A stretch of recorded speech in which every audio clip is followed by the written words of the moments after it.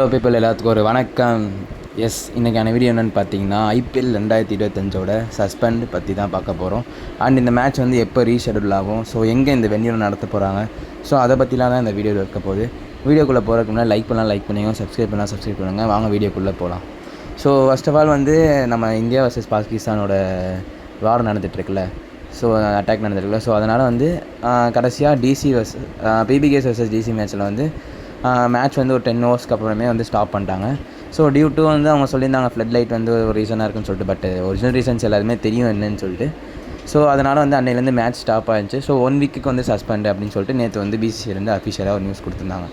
So okay bro, இது எப்போ start பண்ணுவாங்க மறுபடியும் அப்படின்னு கேட்டிங்கன்னா, மேபி வந்து ஒரு 1 வீக் சுச்சுவேஷன் பொறுத்து 1 வீக், பட் வந்து 2 வீக்ஸ் கூட ஆகலாம்.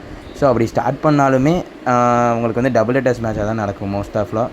ஏன்னா வந்து மேக்ஸிமம் மேக்குள்ளே முடிக்க பார்ப்பாங்க. எவ்வளோ கம்மியாக முடிக்க முடியுமோ அவ்வளோ கம்மியாக முடிக்க பார்ப்பாங்க. இந்த பாகிஸ்தானோட இஷ்யூஸ்லாம் வந்து கரெக்டாக ஸ்மூத்தாக ஆகிடுச்சுன்னா மேபி வந்து நெக்ஸ்ட் வீக்கே ஸ்டார்ட் பண்ணிடுவாங்க. நெக்ஸ்ட் வீக் ஸ்டார்ட் பண்ணால் டபுள் டெஸ்ட் மேட்சாக வச்சுருவாங்க. ஸோ இப்போ இருக்க நியூஸஸ் படி some sources, so Cricbuzz அப்புறம் ESPN ஸ்போர்ட்ஸ் அது மாதிரிலாம் இருக்க ஸ்போர்ட்ஸ் படி இங்கிலாந்தில் நடத்துகிற மாதிரி இங்கிலாந்து போர்டு வந்து ரெக்வஸ்ட் பண்ணியிருக்காங்க. இங்கிலாந்து போர்டு வந்து அவங்களே வாண்டடாக நீங்கள் எடுத்துக்கலாம், இங்கே வந்து இந்த வென்யூவில் வந்து நீங்கள் ஐபிஎல் நடத்திக்கலாம் அப்படின்ற மாதிரி வந்து சொல்லிக்கலாங்கம்மா. இது வந்து நான் ஒரு சில சோர்ஸஸில் படித்தேன், ESPN கிறிஸ் பிளஸ்னு சோர்ஸில். ஸோ இது மாதிரி சொல்லியிருக்காங்க, இது மாதிரி வந்து நீங்கள் இங்கிலாந்தில் நடத்திக்கலாம், பேலன்ஸ் வந்து இருக்குது ஐபிஎல் மேட்சஸ் அப்படின்னு சொல்லிட்டு. இன்னும் எத்தனை மேட்சஸ் இருக்குன்னா 12 மேட்சஸ் கிட்டே இருக்குது. ஸோ பிளே ஆஃபோட சேர்த்து 16 மேட்சஸ். ஸோ 16 மேட்சஸ்னால் 8 சொல்லிட்டு 8 டேஸ்க்குள்ளே முடிச்சிடுவாங்க. ஐ திங்க் வந்து 16 மேட்ச்சில் வந்து 7 டேஸ் வந்து 6 டேஸ் வந்து டபுள் ஹெடராக போட்டு பேலன்ஸ் இருக்க ஒரு கேப் போட்டு ஒரு 2 டேஸில் வந்து வச்சுருவாங்க மேட்ச்சு. நல்ல ஒரு போயிட்டு இருந்துச்சு ஐபிஎல். பட் நமக்கு நேஷன் தானே முக்கியம்.